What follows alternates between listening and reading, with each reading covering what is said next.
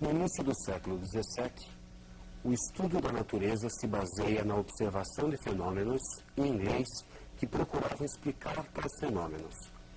Surgem as primeiras noções sobre o conceito de funções.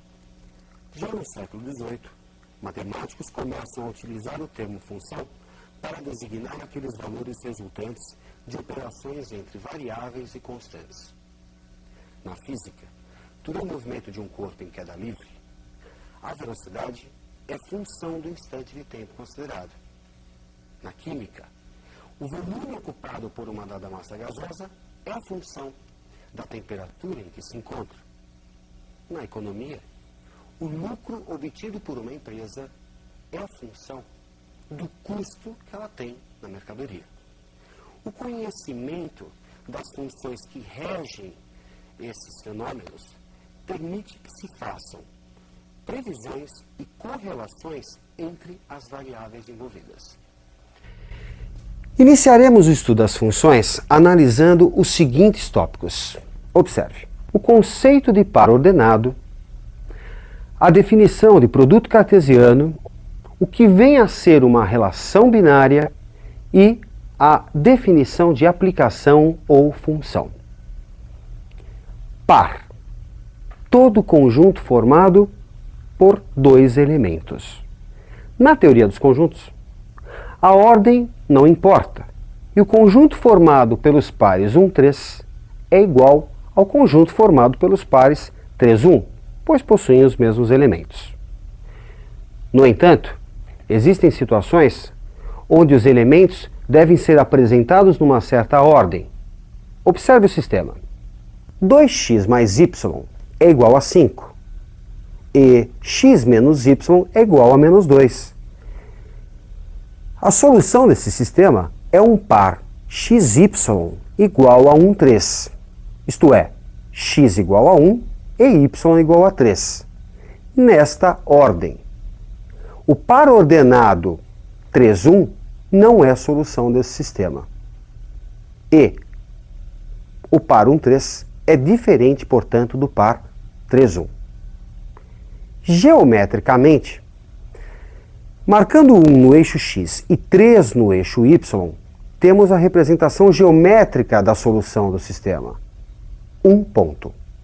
Observe que o par 3 tem uma outra representação, um outro ponto. Você aprendeu as operações de união, intersecção e diferença de conjuntos.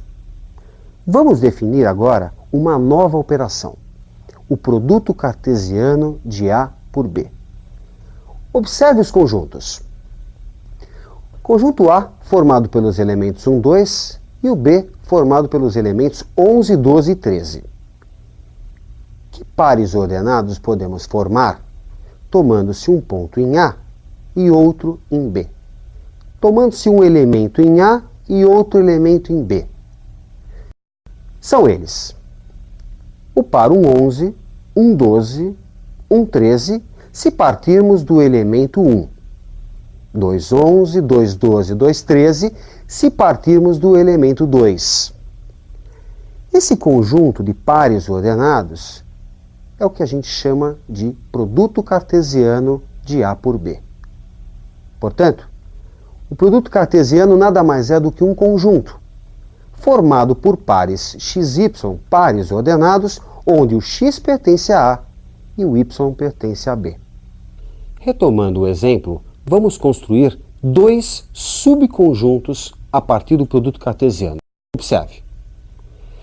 O subconjunto R1, formado pelos pares 11 e 12, pares onde o y é igual ao x mais 10 unidades. E um outro subconjunto, R2, formado pelos pares 11, 12 e 13, pares onde o x é igual a 1. Subconjuntos, a exemplo de R1 e R2, são chamados de relação binária de A por B. Relação binária: todo subconjunto de um produto cartesiano. Agora, estamos prontos para definir função. Se numa relação binária, cada elemento de A se associa a um único elemento de B, temos uma aplicação ou função. Observe na tela.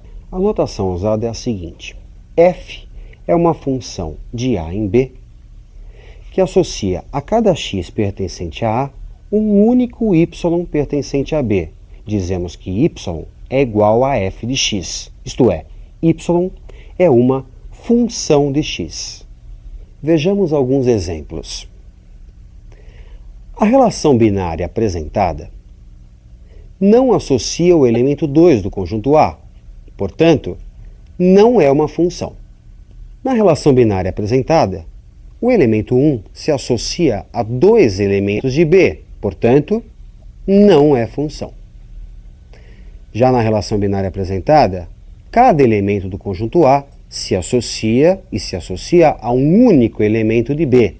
Trata-se de uma função. Uma função que associa a cada x de A um y em B, que é igual a x mais 1. Conjunto A, o conjunto de partida das setas, é o domínio de definição da função.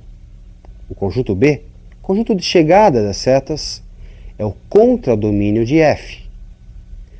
Os elementos 2, 3, que se associaram a elementos de A, formam o conjunto imagem. É o caso do 3, que é a imagem de 2 pela f.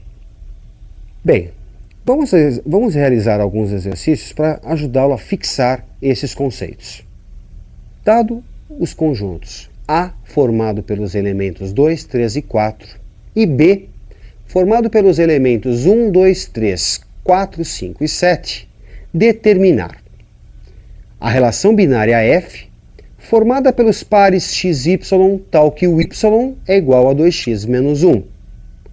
O esquema de flechas para f, o domínio, o contradomínio e o conjunto imagem de f.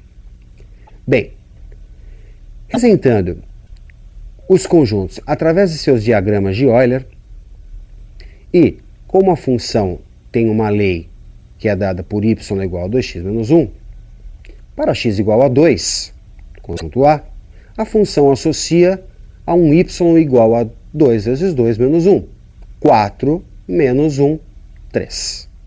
Já para x igual a 3, a função associa um y que é igual a 2 vezes 3 menos 1, 6 menos 1, 5. Para x igual a 4, y é igual a 2 vezes 4 menos 1, 8 menos 1, 7. O conjunto A, conjunto de partida das setas, é o domínio da função.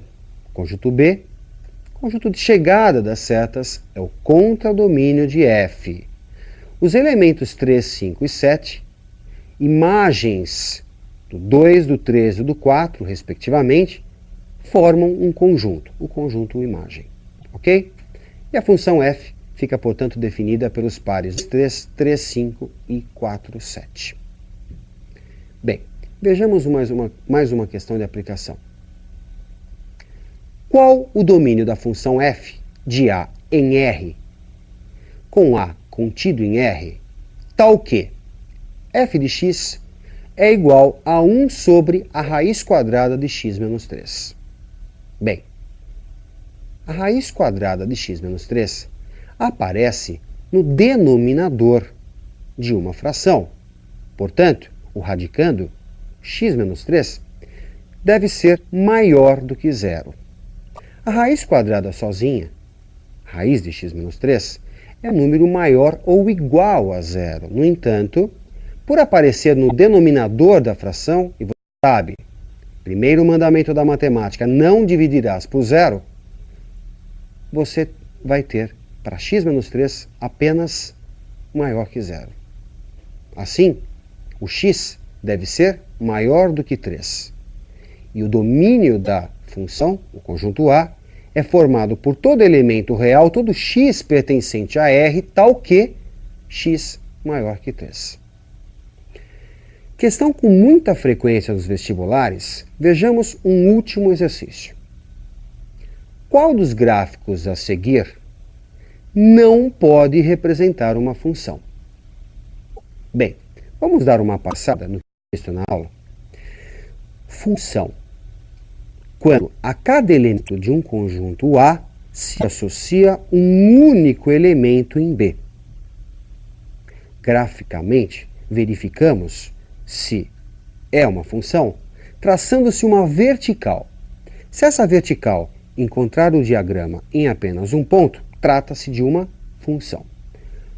Vamos voltar ao exercício. O primeiro gráfico é representado por uma reta. Ao traçar uma vertical, o que você percebe? Que ela vai tocar o diagrama, a reta, sempre num ponto. Esse diagrama, essa reta, representa uma função. Nós vamos ver mais para frente que trata-se de uma função de primeiro grau.